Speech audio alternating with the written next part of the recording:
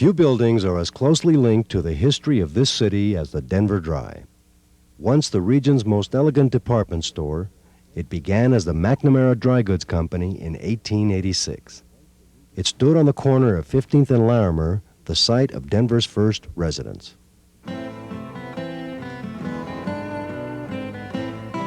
In 1890, Denver's population peaked to over 100,000, and M.J. McNamara needed more space. 2 years later, he moved the store uptown to the corner of 16th and California. After only 1 year at the new location, President Cleveland devaluated silver by 40%. As a result, 45,000 Coloradans lost their jobs, 425 mines shut down, and 377 businesses, including McNamara Dry Goods, closed. The store made a quick comeback when Dennis Sheedy, a young Irish newcomer, reorganized the business as the Denver Dry Goods Company and opened the doors on May 22, 1894.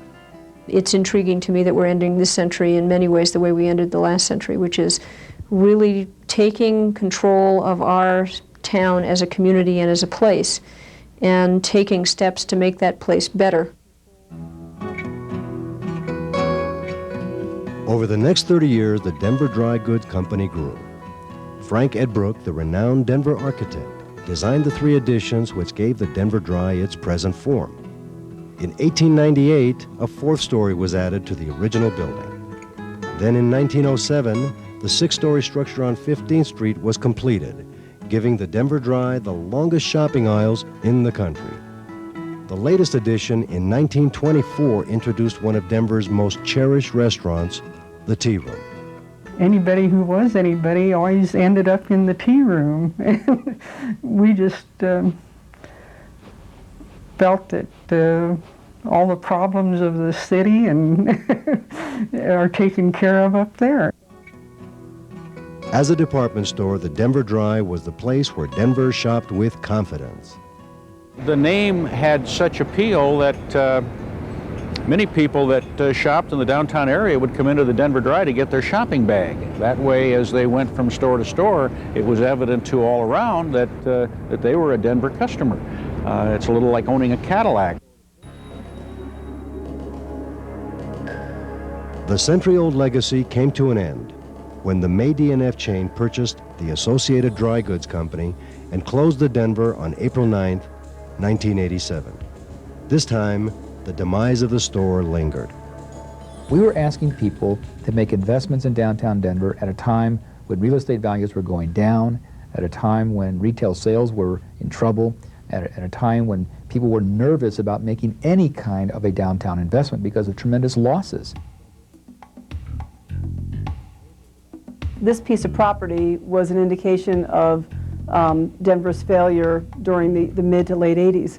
It was symbolic of what was happening in our local economy. While we had the best intersection in town, what people referred to as 100% location at 16th and California, what people saw there was this white monstrosity, this 350,000 square feet of vacant building that was an indication that we couldn't get a deal done. We couldn't pull ourselves out of the recession. In 1988, the Denver Urban Renewal Authority purchased the building for $6 million and outlined plans for its renovation. 3 years passed while a number of developers proposed several renovation plans, calling for a shopping mall, a 1,000-room hotel, upscale housing, and even an aquarium, but none materialized. With this building, we didn't have the luxury of making the improvements before we had the tenants, because financing was linked to the tenants, and even the most marginal improvements were linked to putting a whole financing package together. So when people came to look at the building, the biggest obstacle was credibility. As we went along with it, one of the breakthroughs was that since the building was built in phases, maybe it should be redeveloped in phases. It was built over a 25-year period.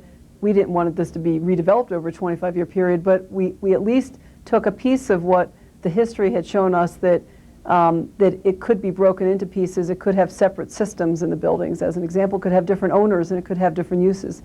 And the person who walked in with their business that kind of fit that philosophy was the Robert Waxman Company. In October 1990, the Robert Waxman Camera and Video Store agreed to purchase the first floor and basement of the 15th Street side of the building, becoming the Denver Dry's first major tenant. This was the most difficult process, and if I were to start it again, I might not do it. Because of the proliferation of city, state, and federal agencies that had to come together on this project, it took the project 3 years to come to completion.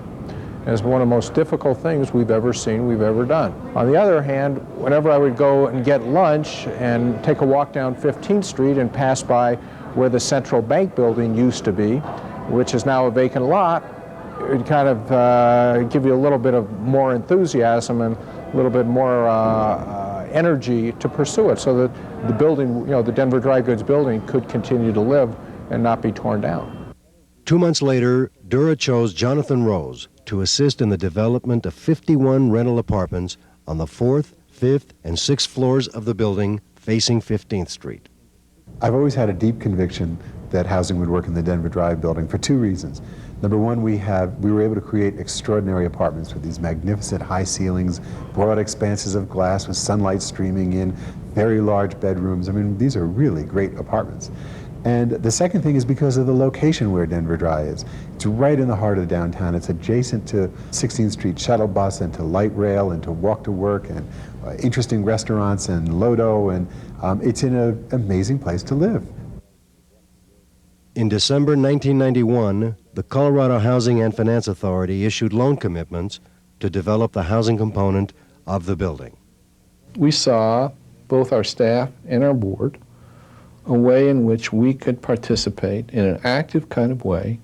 We were asked to take the lead on the financing side of it by the mayor's office. We agreed to do that. And it was frustrating, but the product was worthwhile. With the housing component in place, Dura selected Jonathan Rose to purchase and develop a portion of the 16th Street side of the building, signing leases with Media Play for the basement and first floor and TJ Maxx for the second floor on this side of the building. Dura also leased the second floor of the 15th Street side for its offices a few months after the Denver Metro Convention and Visitors Bureau signed a 10-year lease for the third floor.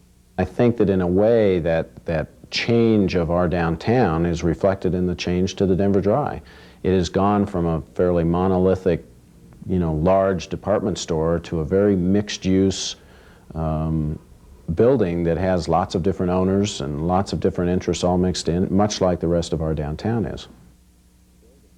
The renovation officially began with a press conference on December 14, 1992.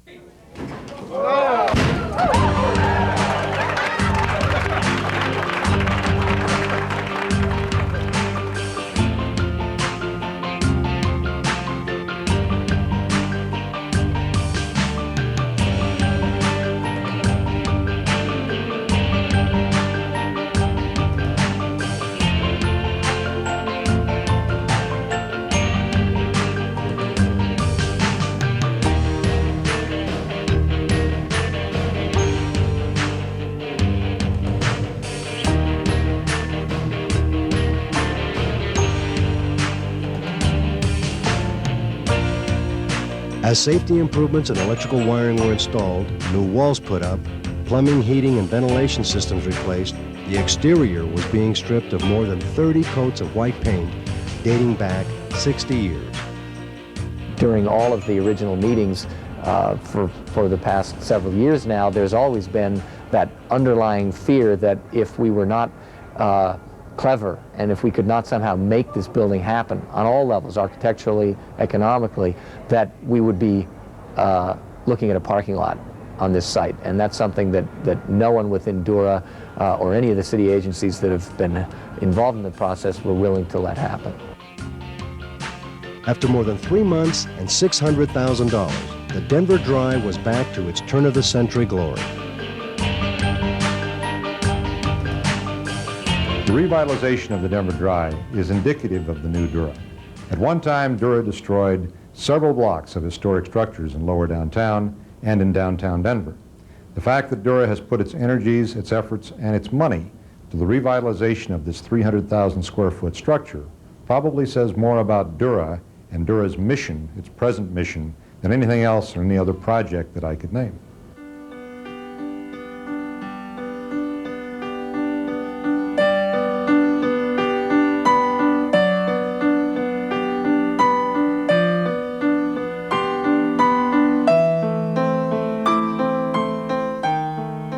One 100 years later, the Denver Dry is reawakening to a new reality. This historic landmark in the heart of Denver is now home to the Robert Waxman Company, TJ Maxx, and Media Play. Home to the offices of Dura and the Denver Metro Convention and Visitors Bureau. And home to 51 individuals and families who occupy the residential units.